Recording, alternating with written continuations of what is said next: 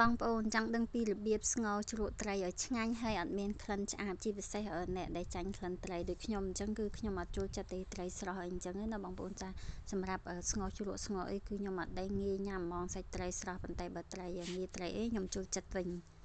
អញ្ចឹងថ្ងៃនេះគ្រួសាររបស់ខ្ញុំហ្នឹងគឺគិតអ្នកមកស្ងោរជ្រក់ហើយស្ងោរជ្រក់របស់គិតគឺពិសេសខុសគេបងប្អូននិយាយរួមខ្ញុំអត់ដែលឃើញពីណាគេស្ងោរជ្រក់របៀបនេះទេបងប្អូនប៉ុន្តែគិតប្រាប់ថាឆ្ងាញ់អញ្ចឹងណាបងប្អូនហើយតើមានណាពេលស្ងោរឆ្អិនគឺថាឆ្ងាញ់មែនទែនបងប្អូនហើយឈ្ងុយក៏ធ្វើអីឲ្យថាប្លែកខុសគេបងប្អូនពួកខ្ញុំអត់ដែលឃើញទេស្ងោររបៀបនេះគឺអត់ដែលមានម្ដងសម្រាប់ស្ងោរត្រីរបៀបនេះអញ្ចឹងបើបងប្អូនចង់ដឹងពីរបៀបកាត់ស្ងោរហ្នឹងតោះទៅមើលជាមួយខ្ញុំទាំងអស់គ្នាបងប្អូន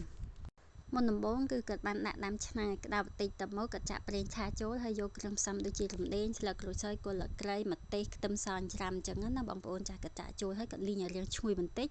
ទៅគាត់បន្ថែមខ្ទឹមបារាំងចូលបន្ទាប់មកគាត់ក៏ដាក់ស្ករប៊ីចេងទឹកត្រីអីអញ្ចឹងទៅបងប្អូនចាគាត់កូរបានបន្តិចទៀតគាត់ក៏ថែមរ៉ូឌីអញ្ចឹងណាបងប្អូនចានិយាយរួមគ្រឿងផ្សំហ្នឹងគឺយើងដាក់លៃលុកតាមចំណង់ចំណូលចិត្តយើងសាច់ត្រីរបស់យើងអីអញ្ចឹងទៅបងប្អូនចាបន្ទាប់មកគាត់កូរបានបន្តិចទៀតគាត់ក៏បន្ថែមទឹកចូលអញ្ចឹងណាបងប្អូនចាហើយទៅគាត់ក៏បន្ថែមលឹកជី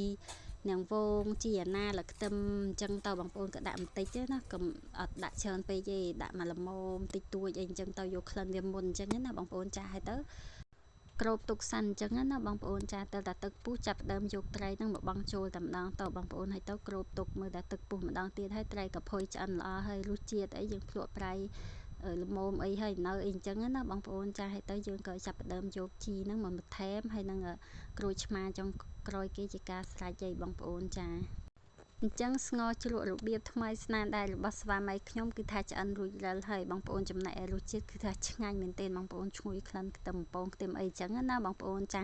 អញ្ចឹងសម្រាប់បងប្អូនណាដែលថាចាញ់ក្លិនត្រីចាញ់អីបងប្អូនអាចសាកស្ងោររបៀបនេះបានបងប្អូនធានាថាឆ្ងាញ់អញ្ចឹងណាបងប្អូនចាអរគុណបងប្អូនសម្រាប់ការចូលចិត្តមើលវីដេអូរបស់ខ្ញុំតាំងពីដើមដល់ចប់បាយបាយ